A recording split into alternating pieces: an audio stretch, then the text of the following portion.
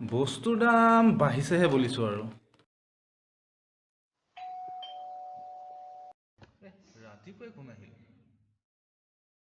জয় গুৰু শংকৰ গুৰুজনা পিছে আপোনালোক আমি মানে সেই শংকৰ জন্ম উৎসৱ উদযাপন সমিতিৰ তৰফৰ পৰা আহিম গতিকে আমি মানে এই উৎসৱ ভাৱ ইয়াতে খুব উলহ মালহেৰে উদযাপন কৰিম বুলি ভাবি শংকৰদেৱক আমাৰ মাজত জীয়াই ৰাখিবলৈ এনেকুৱা খুবেই সেয়ে আমি প্ৰয়োজন প্ৰচেষ্টা হাতত লৈছোঁ তাকেহে বৰ ভাল পিছে আপোনালোকৰ সহায় সহযোগিতা অবিহনে এনে অনুষ্ঠানটো সফল হৈ নুঠিব সেয়ে কিবা এটা অৰিহণা বিচাৰিহে নিশ্চয় নিশ্চয় এনেকুৱা কামত দিবলৈ বেয়া নালাগে হয়। পিছে কিমানকৈ তুলিছে বাকীবোৰেতো 500কে দিছে এতিয়া আপুনি বা কিমানকে দিয়ে ময়ো 500 দিম দিয়া ৰ'বা মই পাৰ্চটো লৈ যাম ঐ এজন বৰ ভাল মানুহচোন তাকেতো হিচাপটো ৰাখিবি নেক্সট টাইম এখেতৰ ওচৰলৈকে প্ৰথমবাৰ আহিব লাগিব সেইটো লওক অঁ আপোনাৰ নামটো লিখি দিয়ক ইয়াত পিছে ৰচিদ বহি নাই এইবাৰ মানে আমাৰ পইচাৰ নাটনিৰ বাবে ৰচিদ বহীখন বনোৱাই নহ'ল পিছৰ বাৰলৈহে চিন্তা কৰিম ঐ আজি ব্ৰেণ্ডেড এটাকে আনিবি লুভিয়াটো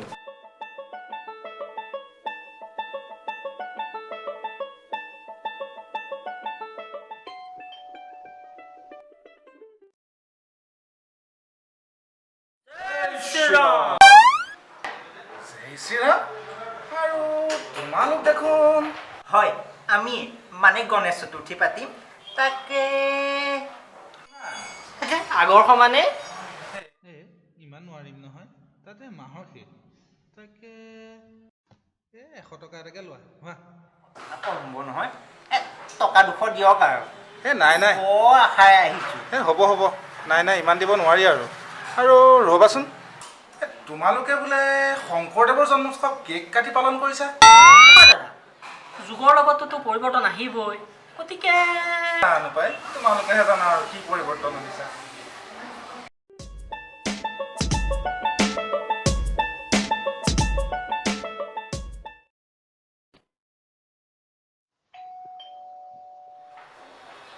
আসসালামু আলাইকুম চালাম আলাইকুম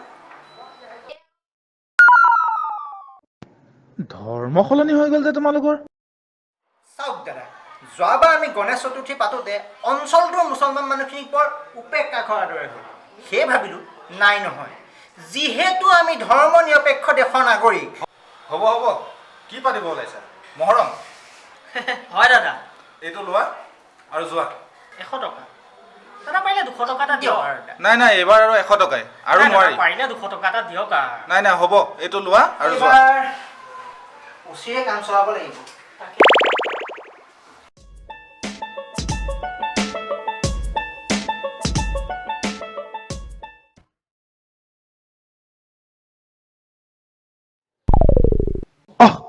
এইকেইটা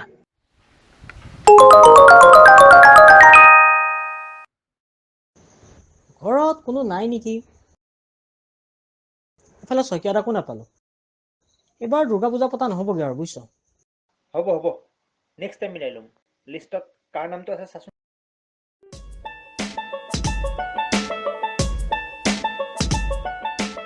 বুজিছে বৰা পেট্ৰলৰ দাম বাঢ়িছে কিন্তু এৰা এয়াই পৰিৱৰ্তন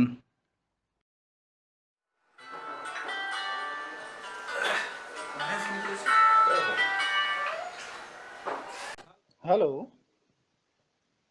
আছোঁ কোনে কৈছিলে কাটিয়ে দিলে দেখোন মাতটো চিনাকি লাগিছে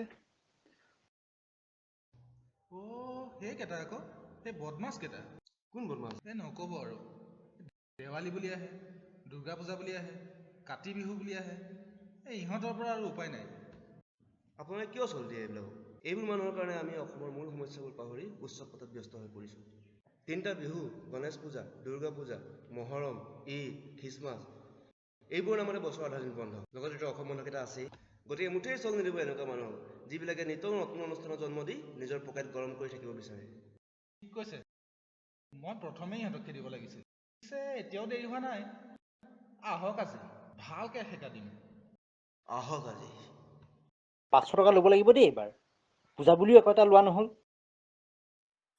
কি হ'ল এইবাৰ কি হ'ল কাতি বিহু কাতি বিহুত কি সাংস্কৃতিক অনুষ্ঠান এইবাৰ আমি ডাঙৰ গায়ক এজনকো মাতিম বুলি ভাবিছোঁ আৰু এই ৰেপ কৰাজন যে ৰেপ কৰাজনকো মাতিম বুলি ভাবিছোঁ। ৰেপ কৰাজন?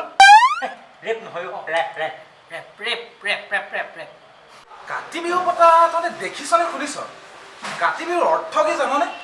কাতি বিহুৰ অৰ্থ চাওক দাদা, আমি বাকীবোৰ বিহুটো বৰ উলহ মালহেৰে পাতোঁ, কিন্তু আমি কাতি বিহুটো বহুত উপেক্ষা কৰোঁ। যদি আমি এবাৰ কাতি বিহুটো অকণমান বেলেগ ধৰণে পাতোঁ তেতিয়াহ'লে হ'ব। আহা, তহঁতক মই কাতি বিহুৰ অৰ্থ বুজাম। 1000। কি হ'ল? কি পাতা তহঁতে? কাতি বিহু। কাতি বিহু পাতা?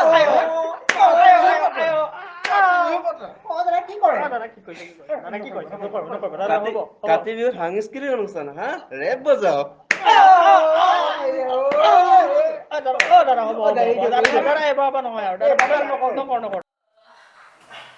মই তোক কৈছিলোঁ বোলো কাতি বিহুটো বাদ দে, মোৰ কথা নুশুনিলি, এতিয়া পাইছ।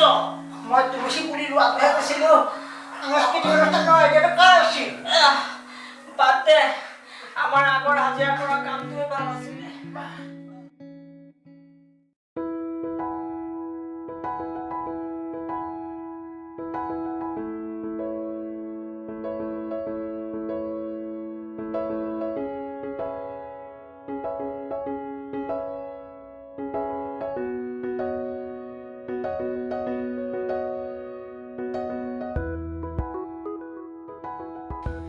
আমি যদি উৎসৱবোৰ 100 মিটাৰ আঁতৰে আঁতৰে নাপাতি চহৰখনৰ একে ঠাইতে পাতোঁ তেতিয়াহ'লে কেনেকুৱা হ'ব? আমিতো সেইটোৱে ভাবোঁ। একেলগে পাতিলে কি হ'ব? গোটেই মানুহখিনিয়ে গোট খাব, একতা এটা বাঢ়ে ন? তেনেকেই পাতিব লাগে। আৰু অনুষ্ঠান এটা পতাৰ মূল উদ্দেশ্যটোৱে হ'ল যে আমাৰ মাজত যিটো সম্প্ৰীতিৰ ঐক্যটো এইটো যাতে আমাৰ খুব ভাল হৈ তোলে, তাৰ উদ্দেশ্যে আমি এটা অনুষ্ঠান পাতোঁ। গতিকে একেলগে পাতিলে মানুহ হিচাপে ভাল বুলি ভাবোঁ। আমাৰ ৰাজ্যখনত বহুতখিনি এনেকুৱা সমস্যা আছে যিবিলাক আমাৰ যুৱ প্ৰজন্মই আঁতৰ কৰিব পাৰে, আমাৰ ৰাজ্যখনকো আন ৰাজ্যৰ শাৰীতে নিব পাৰে, কিন্তু তাৰ সলনি আমাৰ যুৱ প্ৰজন্ম আজি ব্যস্ত কেৱল চুকে কোণে অনুষ্ঠান পতাত।